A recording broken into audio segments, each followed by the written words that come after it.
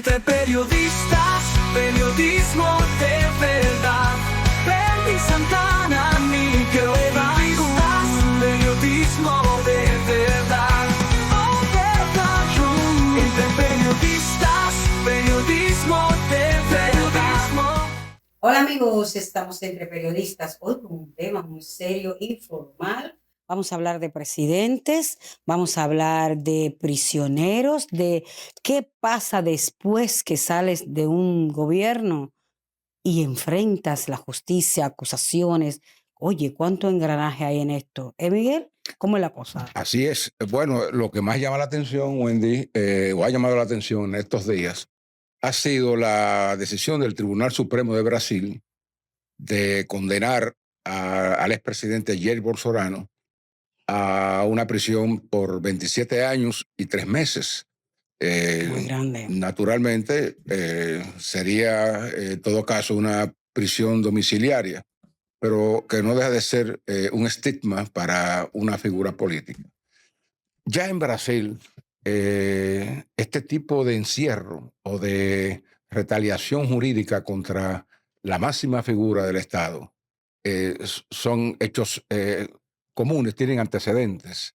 Desde el presidente Collor de Mello, que era un empresario que inauguró entonces en esa época, digamos, la llegada de los emergentes, es decir, que llegada al poder de personas que no eran políticos curtidos, sino empresarios o figuras muy populares. Entonces, Collor de Mello era un empresario próspero, llegó a la presidencia de Brasil, pero después fue enjuiciado y encarcelado. Luego pasó lo mismo con el presidente Lula, que tuvo un largo ejercicio presidencial allá y fue detenido, acusado de recibir sobornos bajo el esquema del escándalo de Odebrecht. Y Dilma Rousseff, que fue presidenta, que lo sucedió a él, nosotros estuvimos con ella en Sí, Brasilia cuando se religió, ya tú sabes, al pico. Y ya estaba casi a punto de ser enjuiciada, pero con un impeachment del Congreso la destituyeron. O sea, que cuando no es un presidente destituido en Brasil por un impeachment o sacado del poder por una masa en rebeldía, lo que le sigue a muchos de ellos es un proceso judicial que los lleva al encarcelamiento. Entonces ya hemos tenido esos casos en Brasil, tres presidentes, pero el caso más emblemático para mí es el del Perú. En el Perú, recuerdo que Alan García, el presidente Alan García, que llegó en la hora de la popularidad, fue enjuiciado, tuvo que salir del país después de su mandato. Y fue luego enjuiciado y encarcelado. Entonces, ¿qué pasa? Pasó su encarcelamiento y cuando retornó ya para integrarse a la vida política, incluso postulándose, se pegó un tiro, se murió. Pero ¿qué pasa? Luego de ahí, el gran preso emblemático, Alberto Fujimori, sí, que le puso control a Sendero Luminoso, a las guerrillas. Y a partir de Fujimori, oye, han caído presos. El último que cayó preso fue Pedro Castillo, un presidente electo. Pero Ollanta Humala, que hizo una rebelión en su momento, se alzó en armas y luego fue presidente. Vizcarra, que fue un presidente de transición, también cayó preso. En fin. Y no solamente ha pasado en Perú, también, tú sabes, tiene otros casos que han pasado. Sí, por claro. ejemplo, en Argentina también. Quiero aquí mencionar algunos que tengo anotados porque mi memoria no es tan buena como la tuya. Mira, aquí, bueno, el Perú está señalado entre los países de Latinoamérica con más presidentes enjuiciados. Perú está aquí encabezando una lista, Miguel. Está, como tú bien decías, Alberto Fujimori y también está Alejandro Toledo, que fue Toledo, extraditado a Estados Unidos claro, se fue en el 2023 y condenado por haber recibido 35 millones de Odebrecht. Se encuentra detenido ahora mismo en el penal de Barranquillo. También tenemos en el mismo Perú a Ollanta Humala. Sí, Humala, que fue, Humala, era, sí. 2011-2016, a Pedro Pablo Suknishi, Suknishi. y a Pedro Castillo. Oye, 1, 2, 3, 4, 5 más tenemos aquí mencionados. También en Guatemala, Miguel, estuvo Otto Pérez Molino y Rosana Baldetti. Otto es presidente en el 2012, 2015. Y su vicepresidenta también, Rosana, fueron condenados en el 2022 a 16 años de prisión por liderar una red defraudadora aduanera conocida como La Línea. Ambos arrestados en el 2015 y detenidos de forma preventiva hasta la sentencia. Actualmente tienen prisión domiciliaria, pero caramba. Pero fíjate, Wendy, recuerda que cuando nosotros estuvimos en Honduras, te recuerda que haciendo una misión de la Sociedad Interamericana de Prensa, que ya Zelaya había pasado su exilio aquí, ¿no? Porque Sí, también lo acogimos. por un impeachment del Congreso tuvo que salir y asilarse, venir a la República Dominicana. Entonces después su mujer, que es la presidenta Sí. actual Lo reivindicó. Sí, lo reivindicó. Él está allá. Pero que recuerde que cuando nosotros estuvimos en Honduras, hablamos con el que luego fue presidente, que era presidente de la Cámara, del Senado, con Hernández. Sí. Bueno, a Hernández lo enjuiciaron aquí en Honduras, lo metieron preso, pero lo extraditaron a Estados Unidos y está preso en Estados Unidos. Ese también. es otro. Ese caso, recuerda que estuvimos con él, con Hernández. Claro, allá, cualquiera, señor, que y que tú le hiciste una entrevista al presidente entonces de turno. Cualquiera que oye estas historias no quiere ser presidente. ¿Cuánto tiene que pagar por serlo? Por llegar al poder. Es como si no te perdonaran o sea, ser lo máximo, porque lo máximo en un país es ser el presidente. Ahora, si ya tienes la oportunidad de ser el presidente, algo que ambiciona a todo el mundo, o sea, eso quisiera ser cualquiera. La gente tiene que saber cómo es que va a manejar esto para no terminar tan mal. Ahora, también existen los enemigos políticos, Miguel. Una persona de esta puede haber sido hecho un gobierno, ¿verdad? Y por cuestiones políticas haber caído ahí. Pero también hay reales. O sea que en esto es una cosa bien difícil. Sí, Sigo mencionando. es muy común, Wendy, mira, en América Latina. Mira, también, o sea, que tú dices, bueno, qué extraño factor, o sea, persigue o revolotea sobre el destino de los Algo que uno no pensaba que iba a ocurrir. Presidentes. Pero estamos hablando, por ejemplo, de expresidentes, ¿verdad? Que se ven en el umbral del penitenciario porque lo acusan de hacer algo o tal o cual cosa. Ese es un caso, pero fíjate, también hay que ver cuáles son los modelos de justicia y parlamentarios que hay en esos países. A veces los modelos parlamentarios son fuertes y tienen más capacidad, déjame decirte, que el presidente mismo en un estado organizado de derecho. Sí, entonces, en el caso del Perú, el Congreso es poderosísimo, pero aparte del Congreso, el sistema judicial también es robusto. O sea, que no es que como los jueces de aquí que dicen una cosa y la desacatan. Y la última Entonces, es lo que pasa también en los Estados Unidos. O sea, es que vamos hacia el modelo internacional de los países desarrollados. El modelo más robusto del poder en los Estados Unidos lo representa Estados Unidos porque la Suprema Corte es la que tiene. Sí. El Tribunal Supremo es el que decide. Es el poder en los Estados Unidos, claro. Y luego le viene el poder del Congreso y el del presidente. O sea, el poder presidencial tiene sus límites.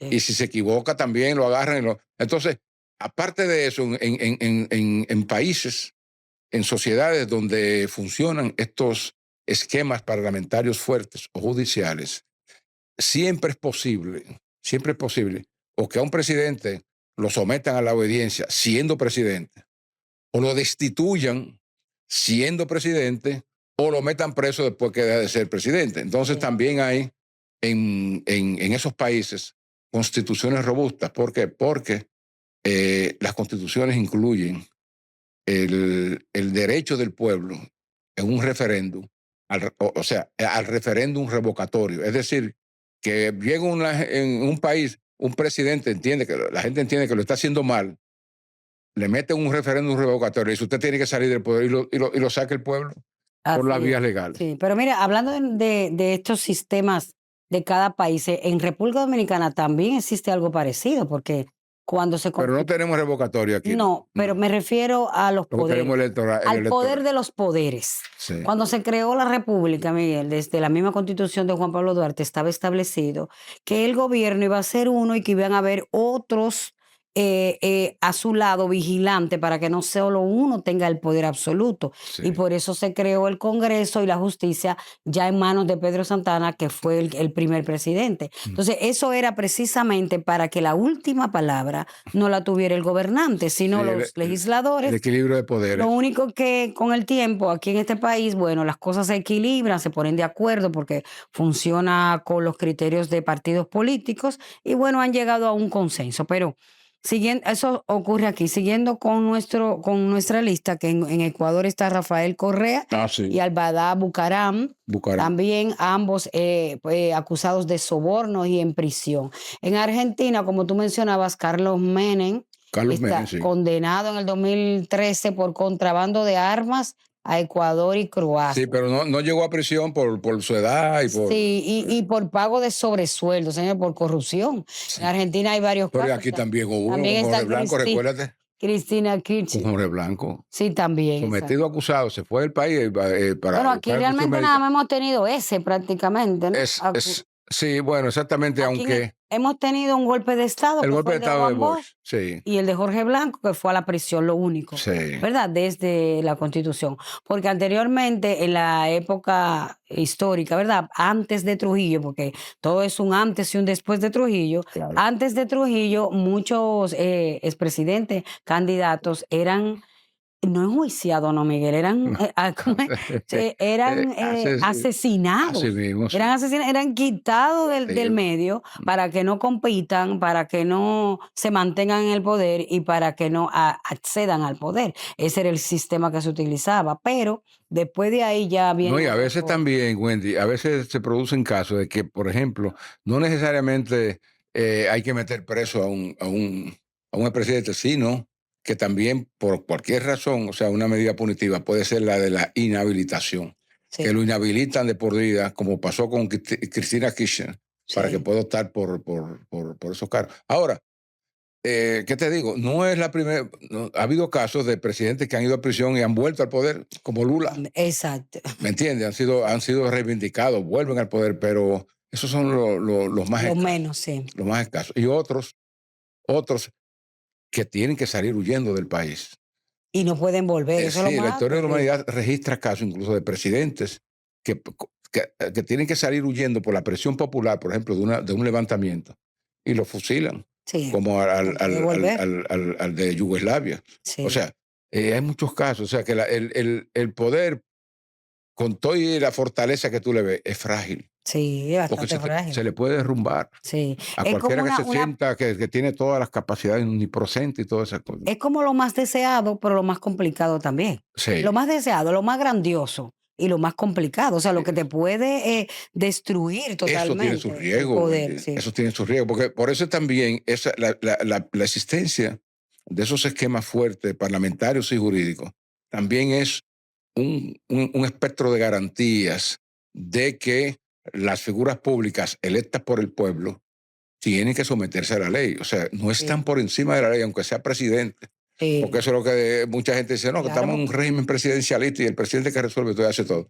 Mucho ojo, mucho ojo. No puede trascender los límites legales. Si lo trasciende, puede tener problemas. Ahora, si es un presidente que tiene un Congreso o 2 Senados, que no le va a tomar en cuenta esa falla, bueno, lo pasa por ahí. Pero el que viene, si es de la vía del parte contrario, puede tomar acción. Es que tiene que asumir su papel. Un mandatario, un presidente elegido por el pueblo, no puede salirse de su misión. Y su misión, el pueblo lo eligió para que gobernara de manera justa, equilibrada, en bienestar de todos. Y bajo ninguna circunstancia puede ser él mismo el corrupto. Porque usted está para controlar lo que está mal, para administrar los bienes del Estado, el bienestar de la población y los recursos que tiene de una manera digna y no abusar de ello. ¿Con qué calidad moral usted puede aplicar leyes, poner reglas,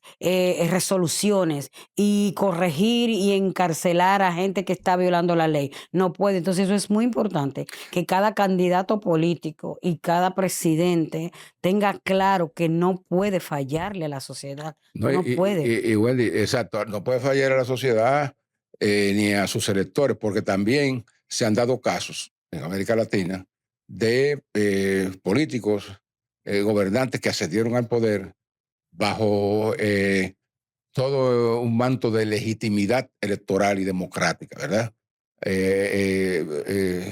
Amparados digamos, en ese régimen de libre elección y de voluntad popular que se respeta, bueno, llegaron al poder. ¿Qué pasa? Que a veces desde el poder se deslegitiman. ¿Por qué? Porque comienzan a violar cosas que establece la Constitución. Y llega a veces el momento en que un gobernante de origen democrático se convierte en un dictador, Sí, que eso es lo que está pasando, por ejemplo, con Bukele en Salvador. sí, Fue electo por la vía voluntad popular, pero se entronizó en el poder y comenzó entonces a aplicar muchas clavijas para ir desmontando las restricciones constitucionales y quedarse ahí. O sí, sea, entonces ya ese es otro tipo, otro modelo sí.